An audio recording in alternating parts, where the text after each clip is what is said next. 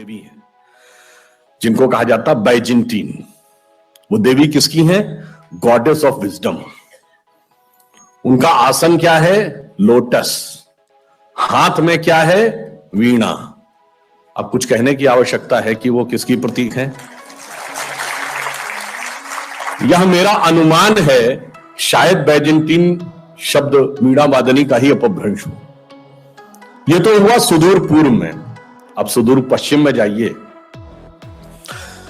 अगर आप में से कुछ लोग अमेरिका की राजधानी वॉशिंगटन गए हों, तो जैसे यहां आप दिल्ली जाइए तो अनेक राज्यों के नाम पे भवन है। महाराष्ट्र सदन है, उत्तर प्रदेश सदन है, मध्य प्रदेश भवन है। वैसे ही वॉशिंगटन डीसी में राज्यों के नाम पे सड़कें हैं, एवेन्यू। तो मैसाचुसेट्स एवेन्यू पे इंडोनेशिया की एम्बेसी है। इंडोनेशिया क्या है? दुनिया का सबसे बड़ा मुस्लिम देश।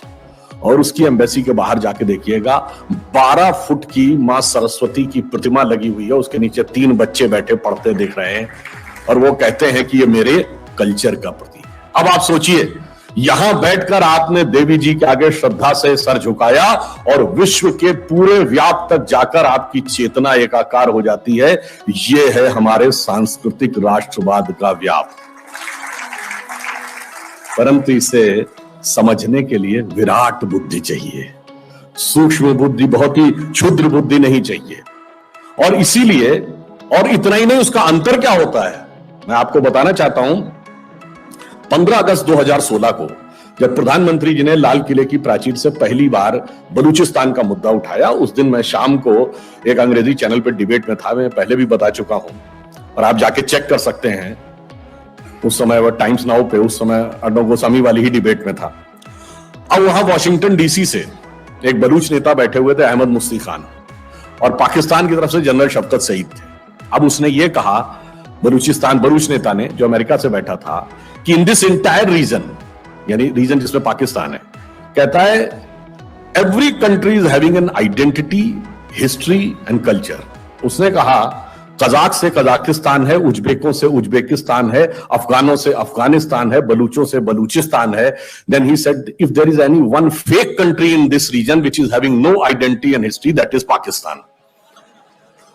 अब ये सुनने के बाद जो पाकिस्तान के प्रतिनिधि थे वो थोड़ा से नाराज हुए। उन्होंने कहा what you are saying, it means you are not Pakistani. अब देखिए बलूच नेता क्या कहता है, yes we are not Pakistani, we are Baloch. तो वो कहता है कि पाकिस्तानी नहीं तो आर यू हिंदुस्तानी। अब सुनिए आगे वो क्या कहता है। कहता है yes we are Baloch, we are not Pakistani and we are Hinglaj Mata की संतान। देखिए हिंगलाज माता का मंदिर बलूचिस्तान। अब सुनिए, इसके बाद तो उसका आपा खो जाना स्वाभाविक था। अब वो अंग्रेजी चैनल में हिंदी पे आ गया। अब वो अबे तबे पे आ गया और उसने कहा अबे हिंगलाज माता क्यों, फिर भारत माता ही बोल दे। अब इसके बाद उस बलूच नेता ने बोला हां मैं फिर, उसने भी हिंदी में बोला, हां मैं फिर कहता हूं हम बलूच हैं, हम पाकिस्तानी नहीं हैं, हम हिंगलाज माता की संतान हैं और मुझे यह कहने में कोई गुरेज नहीं है, भारत माता की जय। वैसे ये बोलने के बाद उस डिबेट में क्या हुआ होगा आप समझ सकते हैं। फिर उनमें और पाकिस्तान के प्रतिनिधि में ऐसी लड़ाई हो गई कि हम लोग गायब हो गए।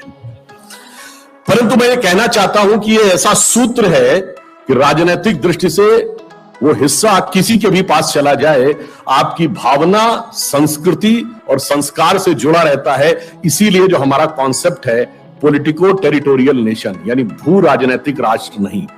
राज्य वो है जो एक जमीन का हिस्सा एक पॉलिटिकल पावर से गवर्न होता है। राष्ट्र वो है जो श्रद्धा के एक केंद्र से गवर्न होता है। उसमें वह हिस्सा किस पॉलिटिकल पावर के पास है उससे ज्यादा यह महत्व होता है कि आप उसके साथ किस तरह जुड़े हुए हैं। आप देखिए हमारे राष्ट्रगान में पंजाब, सिंध, गुजरात, मराठा है कि नहीं? सिंध तो हमारा राजनीतिक राष्ट्र का हिस्सा नहीं है पर हमारे सांस्कृतिक राष्ट्र का हिस्सा है। ननकाना साहब, करतारपुर साहब हमारे पॉलिटिकल टेरिटरी का हिस्सा नहीं है पर हमारे कल्चरल नेशनलिज्म का हिस्सा है। सिंधु घाटी की सभ्यता, जिसे सिंधु सारस्वत सभ्यता कहते हैं, उसका बहुत बड़ा इलाका पाकिस्तान में चला गया। क्या कोई उसको पाकिस्तान का कल्चर मानता है? कोई पढ़ाता है उसमें हिस्ट्री में? इंडियन हिस्ट्री में पढ़ाया जाता है।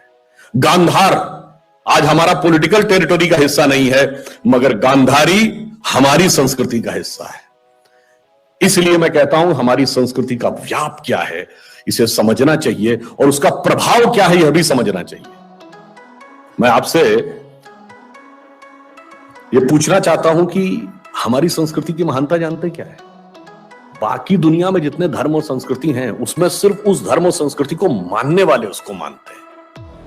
हमारे यहां जो यदि हिंदू को एक रिलीजन माने तो हिंदू तो धर्म है, तो जो उसको नहीं भी मानते यानी उस धर्म के या उस पंथ के या उस पद्धति के अनुयायी नहीं है, वो भी हमारे प्रतीक को अपना मानते हैं। अगर मैं आपसे पूछूं दुनिया में एक देश बताइए जिसका राजा टाइटल होल्ड करता हो किंग रामा, वो है थाईलैंड।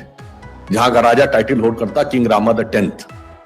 आप सब यहां भगवान गणपति की पूजा करते हैं, कोई एक देश बताइए जिसके नोट के ऊपर गणपति का चित्र हो, तो वो भारत नहीं है, वो है इंडोनेशिया, जो दुनिया का सबसे बड़ा मुस्लिम देश है।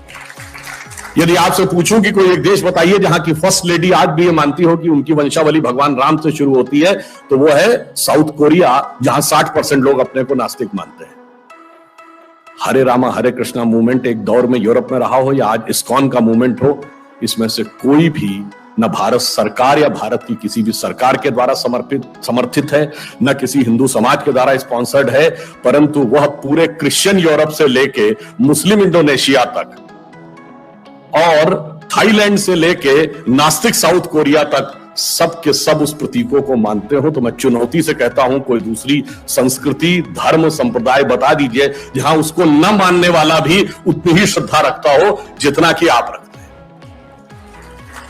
कभी बैंकॉक में जाइए तो जो थाईलैंड के राजा का पुराना महल दिखाया जाता है, उसके चारों तरफ 256 गरुड़ बने हैं, और गाइड से पूछिए गरुड़ क्यों बने हैं, तो कहता है in our culture king is considered as incarnation of Hindu god Vishnu and since Garuda is the vehicle of Vishnu so entire palace is designed in such a way as if it is situated on the back of Garuda.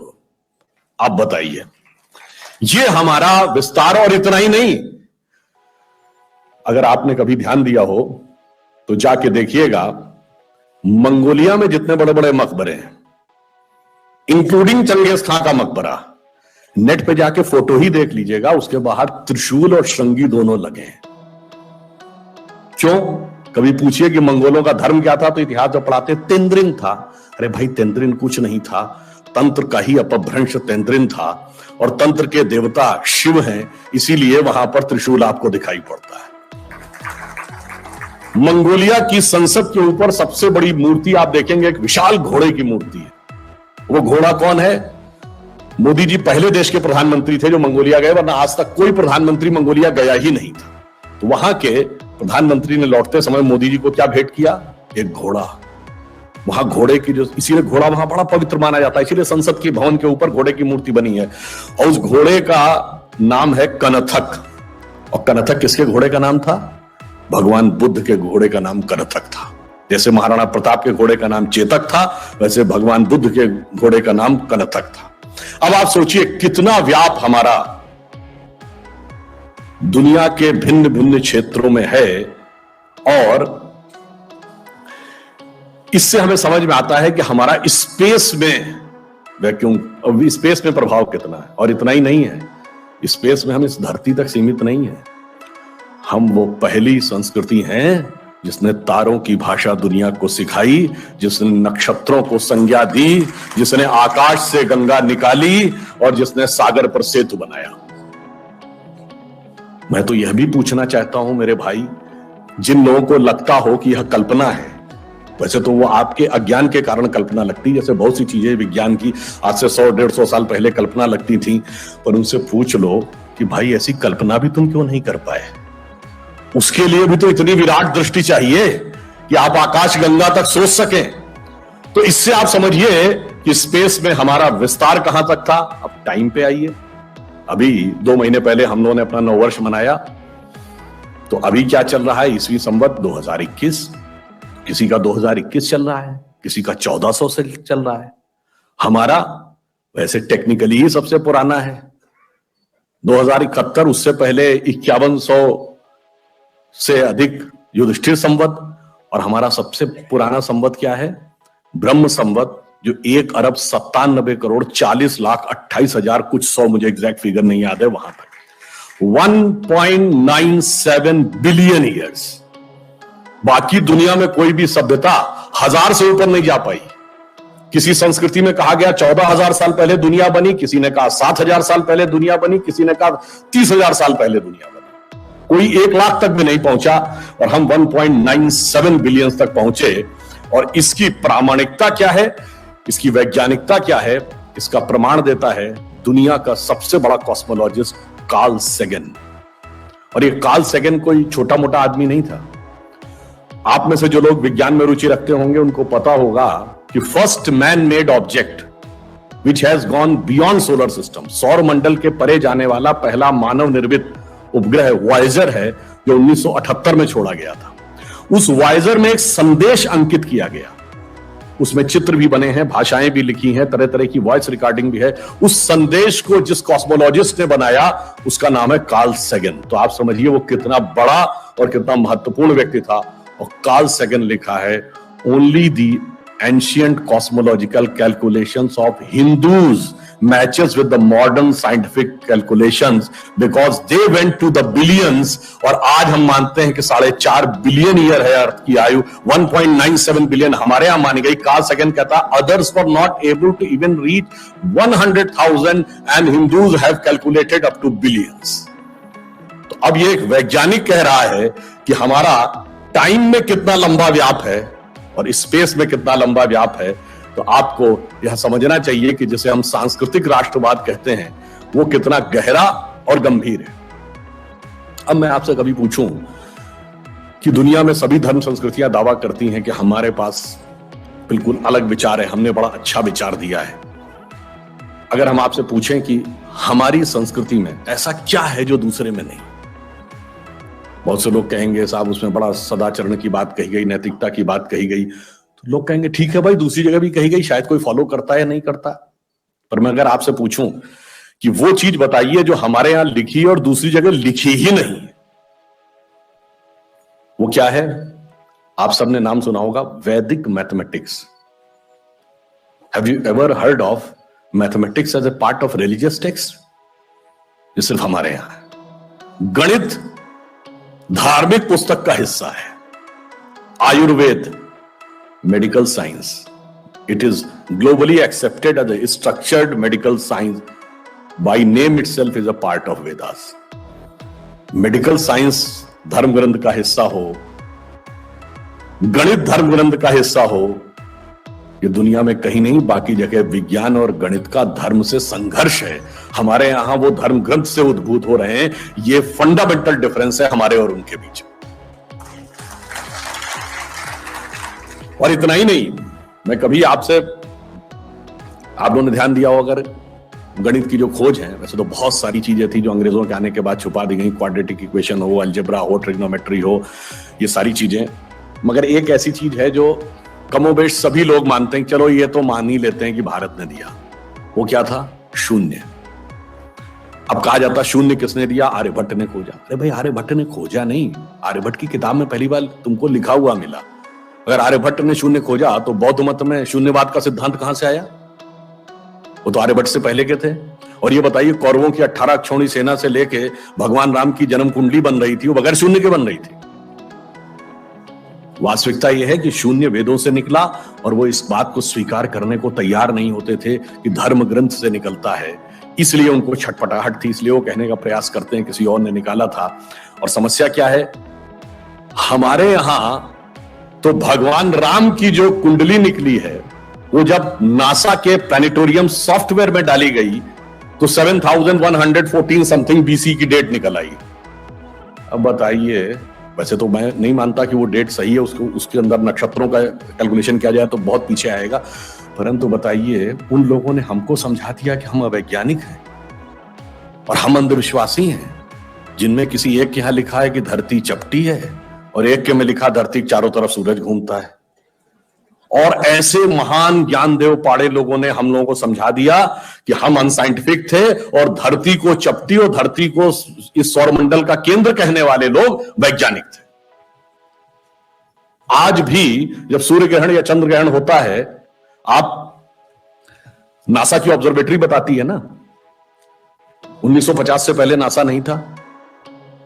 आप जाके पूछिए, गांव में कोने में बैठे हुए किसी पंडित से कहिए, पंडित जी पंचांग में देख के बताओ सूर्य ग्रहण कब है, और जो वो हमारा पंचांग बताता है और जो नासा की ऑब्जर्वेटरी बताती है, कभी उसमें दिन तो छोड़िए, घंटे और मिनट का भी अंतर देखा है?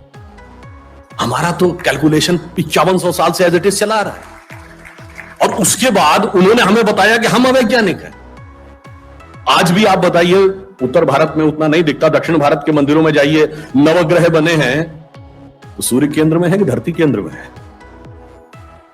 सूर्य के 7 किरणें होती हैं, 7 घोड़े सूर्य के बने कि नहीं मंदिरों में? अब बताइए। ऐसा हमारे दिमागों में भर दिया जाता है। हम सब ने, हम लोगों ने भी विज्ञान में पढ़ा कि सबसे पहले 9 ग्रहों की खोज किसने की? केपलर ने। Kepler's law of planetary motion. हम सब ने, जिसने फिजिक्स पढ़ी होगी 10वीं 11वीं 12वीं में, कभी न कभी Kepler's law of planetary motion पढ़े होंगे कि केपलर ने सबसे पहले बताया कि 9 ग्रह होते हैं। अब ये बताइए, इधर जब हम पूजा करते हैं तो पंडित जी हाथ में जल ले क्या बोलते हैं? ब्रह्मा मुरारी त्रिपुरांतकारी भानु शशि भूमि सुतो बुधश्च और गुरुश्च शुक्र शनि राहु केतु सर्वे ग्रहा शांति करो भवन्तु। अब ये 9 ग्रहों के नाम केपलर बताए थे कि पंडित जी बताए हैं, और हजारों साल से बता रहे हैं। और उसमें मजे की बात यह है कि मंगल के लिए भूमि सुत, यानी भूमि का बेटा, धरती का बेटा शब्द है। ये अब जाके साइंस ने ये कन्फर्म किया है कुछ समय पहले कि एक थ्योरी है कि कभी एक जमाने में बहुत बड़ा एस्टेरॉयड टकराया था कि धरती से, और धरती का एक टुकड़ा अलग हो गया था, वही टुकड़ा बाद में मंगल बन गया, और भूमि सुत हमारे यहां लिखा हुआ मंगल के पर्यायवाची में भूमि नंदन भूमि सुत जैसे शब्द हैं। अब आप देखिए क्या वैज्ञानिकता है और कैसे उसको इसमें सम्मिलित किया गया। मैंने क्यों बताया? हमारे यहां विज्ञान और धर्म इस कदर एक मत है कि ये उनकी बुद्धि परप्लेक्स हो जाती है कि कैसे हो सकता है। अब मैं शून्य पे आता हूं।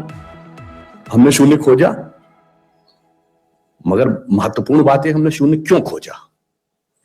हम शून्य खोजने में सफल क्यों हुए और वो क्यों नहीं सफल हो पाए?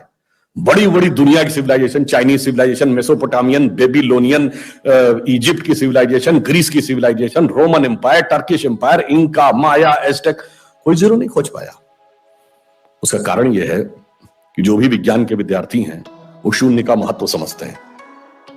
किसी संख्या को आप जितने से डिवाइड करते हैं, x डिवाइडेड बाई n, जो उसका रिजल्टेंट होता है, जैसे आप n की वैल्यू कम करते चले जाते हैं, रिजल्टेंट बढ़ता जाता है। यानी किसी संख्या को x बटे 20 से x बटे 10 का मान ज्यादा होगा, x बटे 5 उससे ज्यादा होगा, x बटे 4, 3, 2, और जब x डिवाइडेड बाई 1 होगा तो क्या होगा? x हो जाएगा। इसका मीनिंग जानते क्या है? अब मैं आपको बताता हूं ये किस ढंग से हमारे व्यवहारिक जीवन और चेतना का हिस्सा था। आप लोग कभी ये सोचिए कि आपको जीवन में क्या अच्छा लगता है और अच्छा लगना क्या है। मैं बिल्कुल साइंटिफिक एक्सप्लेनेशन की बात कर रहा हूं। Happiness is considered to be an energised state of mind.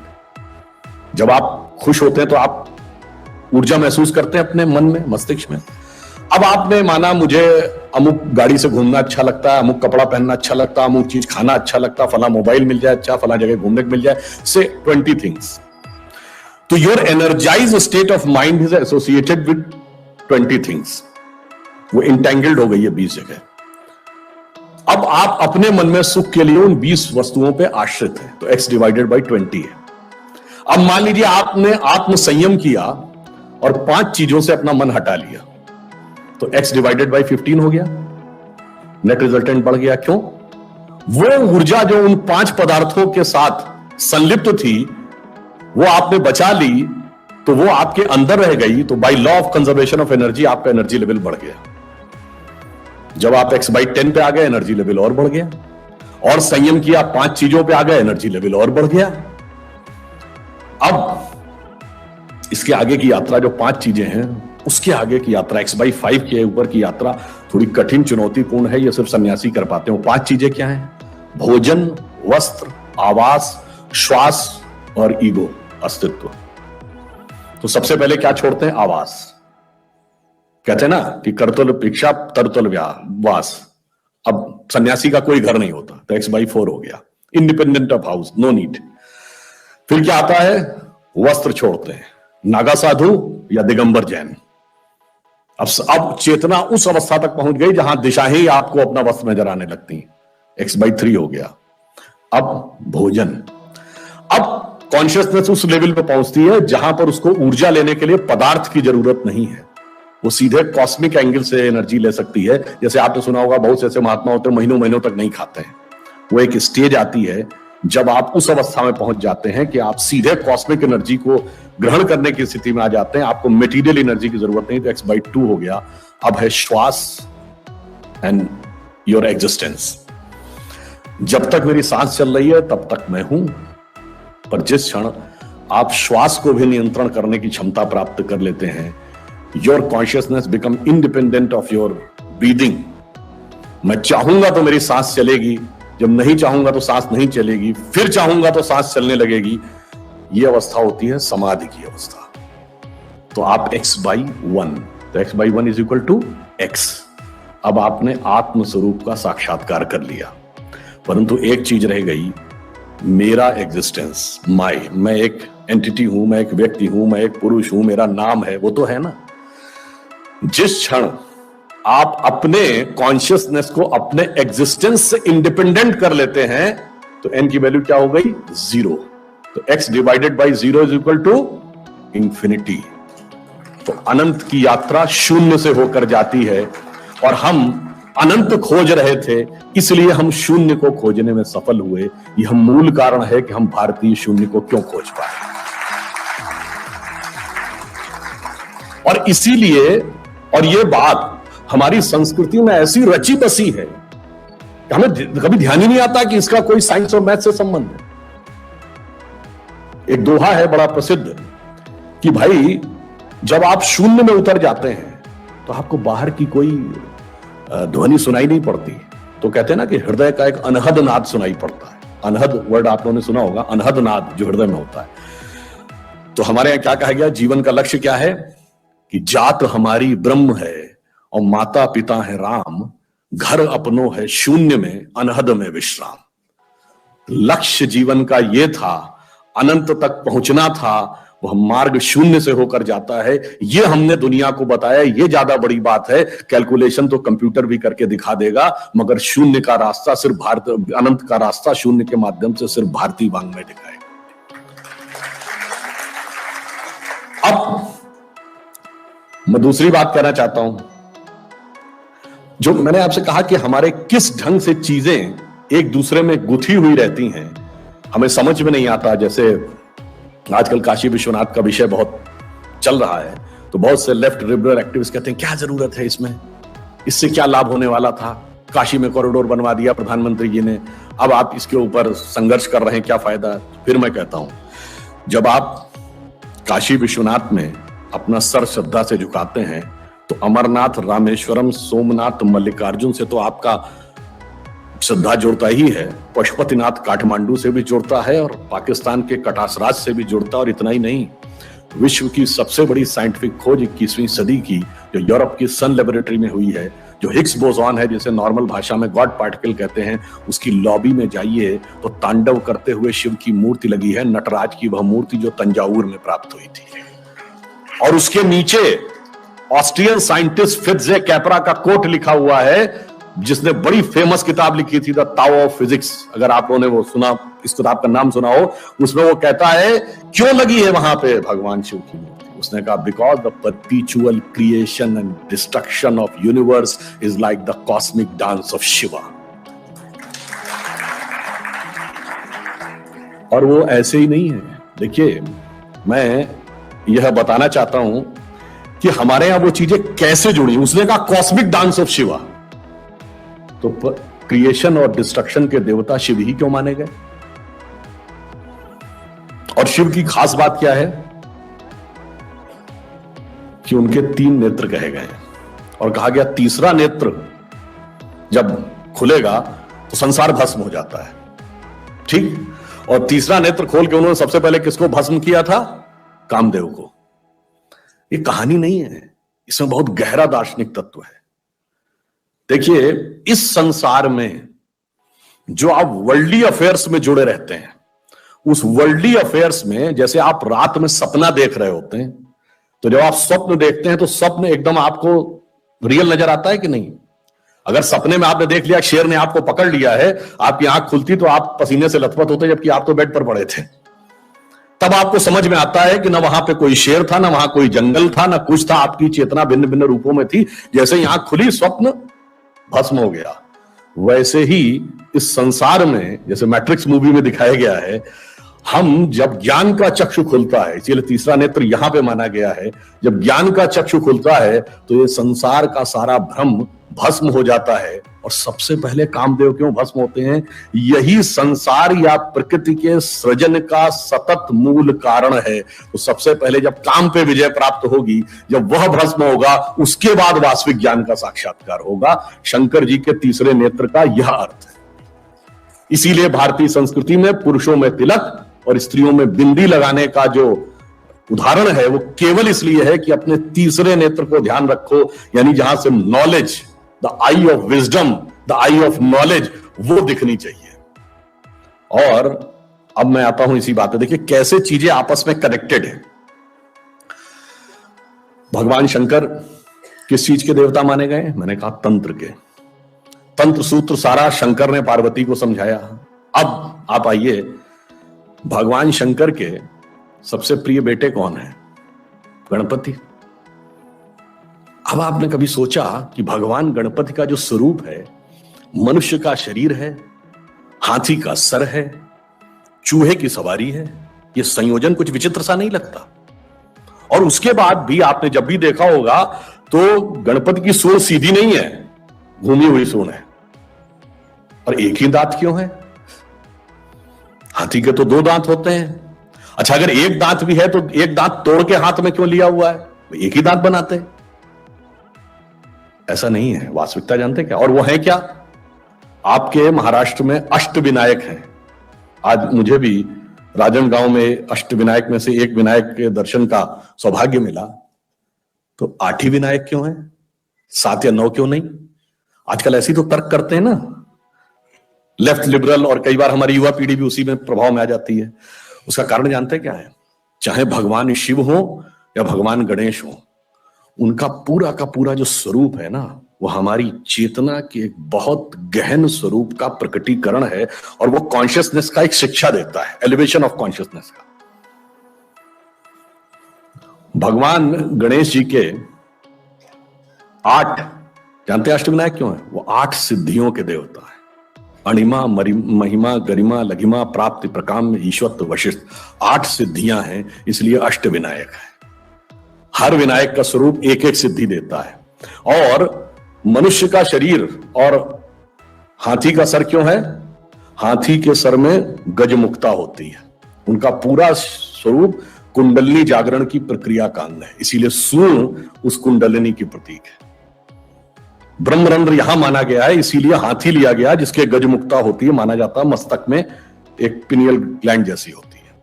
और वह सूंड कभी नीचे नहीं है, ऊपर उठी है, क्योंकि सामान्यतः मनुष्य की जो गति होती है वो अधोगामी होती है।